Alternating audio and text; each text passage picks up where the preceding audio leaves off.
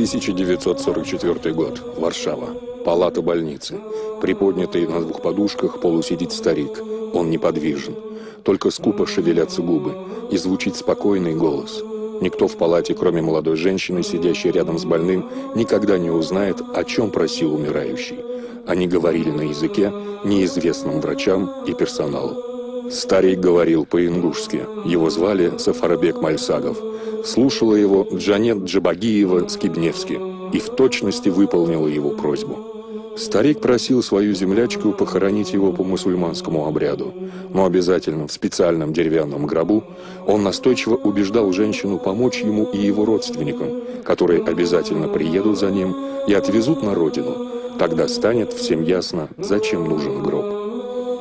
В 1996 году, спустя 52 года, родственники генерала приехали за ним, и предсказанное в 1944-м сбылось.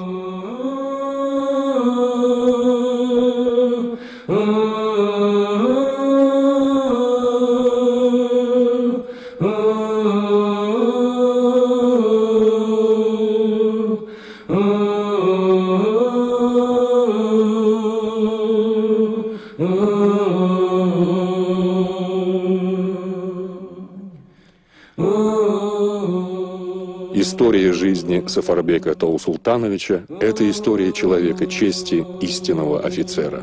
В первом конном дагестанском полку он прослужил 40 лет, от поручика до генерала, командира полка. Достигший почти 50-летнего возраста в звании полковника и командира Осетинского конного дивизиона, в 2014 году он участвовал в крупнейших за всю историю войн кавалерийских сражениях Первой мировой. Громкую и заслуженную славу среди боевых товарищей обрел полковник Мальсагов. В середине боя, близко разорвавшимся снарядом, под ним убило коня. Но оглушенный взрывом полковник ни на минуту не покинул поле боя. За героизм и мужество, проявленные в этот день, он был награжден орденом Святого Владимира 4-й степени с мечами и бантом. Войну генерал завершил на Западном фронте и не оставил его до последнего дня существования армии, до лета 1918 года.